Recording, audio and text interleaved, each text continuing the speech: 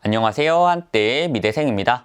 오늘은 삼성의 기어 VR을 제가 한 6개월 정도 사용해본 후기로 여러분들을 찾아뵙는데요. 이 기어 VR 본체하고요, 같이 동봉돼서 나오는 이 리모컨까지 제가 한 6개월 정도 사용해본 후기를 솔직하게 설명해 드릴 수 있도록 하겠습니다. 먼저 이 기어 VR의 외관부터 소개를 해 드리면요, 정면은 이렇게 생겼고요. 이쪽에 삼성 로고가 들어가 있고 유광 재질로 마감되어 있습니다. 그래서 지문 같은 게 굉장히 잘 묻는 삼성 로고와 유광 코팅이 되어 있는 이렇게 정면이 들어가 있고요. 위쪽을 보시면 요거는 초점을 맞추는 링이 하나가 이쪽에 들어가 있고요. 측에는 이렇게 버튼, 홈 버튼하고 뒤 돌아가기 버튼이 이렇게 자리를 잡고 있고, 하단에는 아무것도 없고요. 하단 디자인은 이렇게 생겼고요. 다시 반대쪽 측면은 아무것도 없이 이렇게 로고만 인쇄가 되어 있는 디자인을 확인하실 수가 있습니다.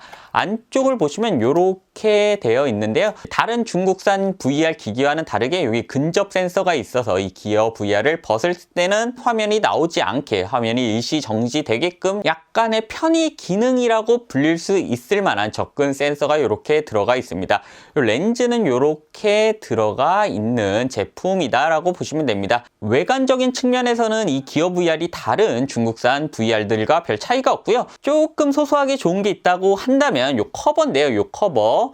이 커버가 굉장히 부드럽기도 하고요. 이걸 뗄 수가 있습니다. 이렇게 뗄 수가 있어서 세탁 같은 게 용이하다라는 장점이 소소하게나 들어가 있는 제품이다. 저는 이렇게 말씀을 드릴 수가 있습니다. 이 기어 VR은 다들 아시다시피 핸드폰을 연결해서 사용하는 VR이기 때문에요. 이 앞쪽을 이렇게 열어주시고요. 측면에 보시면 레버가 있습니다. 이 양쪽에 하나씩 레버가 있는데 이걸 이렇게 당기면 이 커버가 분리가 되면서 이렇게 핸드폰을 결착할 수 있는 공간이 나오게 됩니다. 혹시라도 이 기어 VR의 사용법을 모르시는 분들께 사용법을 제가 설명해 드리자면요. 기어 VR을 지원하는 핸드폰을 이렇게 준비를 한 다음에요.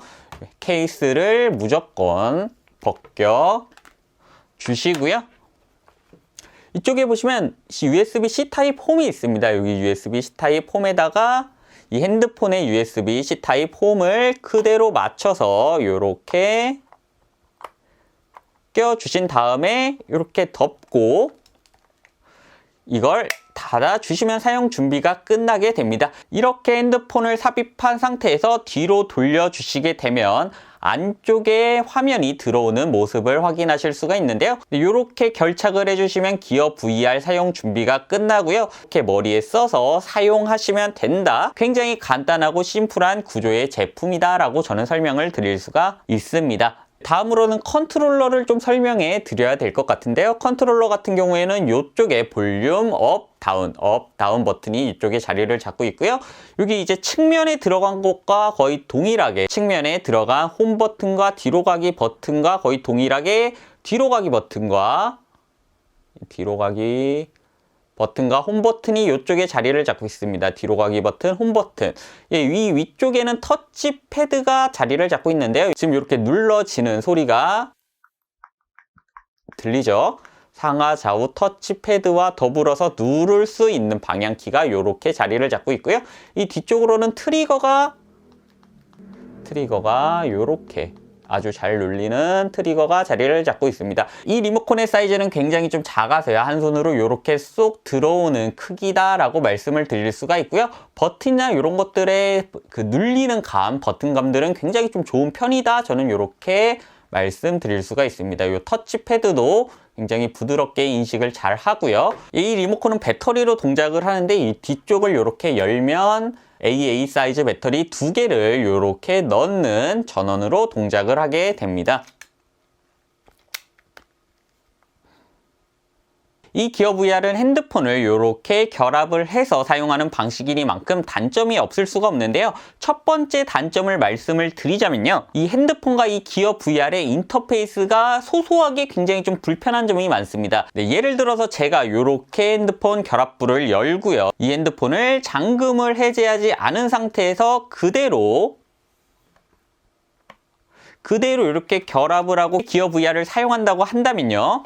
바로 어떤 알람이 뜨냐면 잠금을 해제한 후 기어 VR을 사용할 수 있도록 모바일 디바이스를 다시 삽입하세요.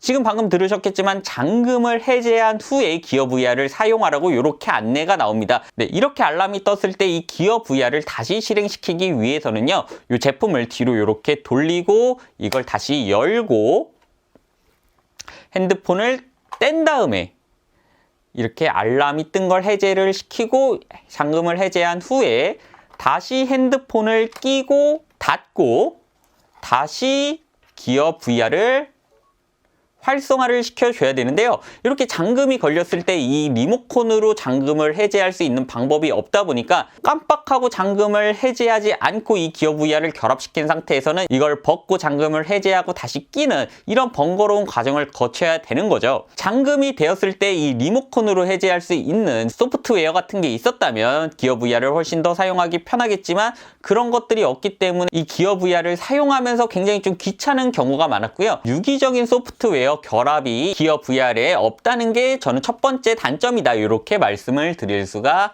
있을 것 같습니다. 이런 이제 소프트웨어적인 소소한 단점들 말고 두 번째 단점이자 제일 궁금해 하실 건 이 기어 VR의 화질이실 것 같은데요. 이 기어 VR의 화질을 제가 한 6개월 정도 사용하면서 솔직하게 아무런 협찬이나 뭐 광고나 이런 거 없이 정말 솔직하게 말씀을 드리자면요, 가장 최근에 나왔다고 알려진 갤럭시 S10 5G, 갤럭시 S10 5G를 이 기어 VR에 결합하고 사용해도 화질적인 측면이 그렇게까진 좋지 않다라고 말씀을 드릴 수가 있는데요. 이게 조금 어떤 느낌이냐 하면 말로는 설명하기가 굉장히 힘든데 SD급에서 HD급, 풀 HD 영상 말고 HD급 화질의 영상을 조금 현실감 있게 볼 수 있다, 그 정도로 말씀을 드릴 수가 있습니다. 이게 조금 말이 이상하긴 한데 제가 왜 그렇게 표현을 드리냐 하면요, 이 VR이 안에 자이로 센서가 들어가 있어서 제가 이렇게 화면을 돌리면 돌리는 대로 움직입니다, 화면 같은 게. 그렇기 때문에 VR 전용으로 나온 콘텐츠 같은 경우에는 현실감이 굉장히 있게끔 느껴지는 영상을 볼 수가 있는데요. 아무래도 핸드폰 화면을 확대해서 영상을 보는 거다 보니까 도트 같은 게 굉장히 많이 보입니다. 특히 하얀색 배경 화면일 때는 도트 같은 게 굉장히 잘 보이기 때문에 화질은 떨어지는데 현실감은 조금 있는 그런 수준의 영상을 감상하실 수가 있다, 그 정도로 정리를 해서 말씀드릴 수가 있고요. 일단 눈앞에서 화면이 꽉 차지기 때문에 그런 점도 현실감을 높이는 데 도움이 되는 그런 구조다라고 설명을 드릴 수가 있을 것 같습니다. 다음으로는 장점을 말씀드리자면요, 이 컨트롤러가 굉장히 부드럽게 인식을 잘 하면서 동작을 합니다. VR 리모컨이 없는 중국산 기기, 중국산 VR보다는 확실히 조작이 간편하게 사용하실 수가 있다. 특히 게임 같은 걸 하셔도 이 VR 컨트롤러로 웬만한 건 다 작동을 하실 정도로 VR 컨트롤러의 인식률이 굉장히 좋다라고 저는 말씀을 드릴 수가 있습니다. 그 다음에 장점 두 번째를 말씀드리자면 이 기어 VR이 유튜브와 연동이 굉장히 잘 돼서 유튜브 컨텐츠, 특히 직캠 같은 거 1인칭으로 촬영된 영상을 볼 때 굉장히 유용하게 사용될 수 있다는 점인데요. 요즘에 많이 늘어나고 있다고는 하지만 VR 전용 영상들은 대부분 유튜브에 있는 거를 보셔야 됩니다. 그렇기 때문에 유튜브와의 호환성이 VR 기기의 활용도를 좌우한다라고 저는 말씀을 드릴 수가 있는데요. 이 기어 VR 같은 경우에는 유튜브와의 호환성이 굉장히 좋다라고 저는 설명을 드릴 수가 있을 것 같습니다. 유튜브에 있는 거의 모든 영상을 이 기어 VR로 재생을 할 수 있다라고 보시면 되는데요. 저 같은 경우에는 1인칭으로 촬영된 영상, 직캠이나 콘서트 같은 영상을 볼 때 이 기어 VR의 만족도가 굉장히 높았다라고 말씀을 드릴 수가 있고요.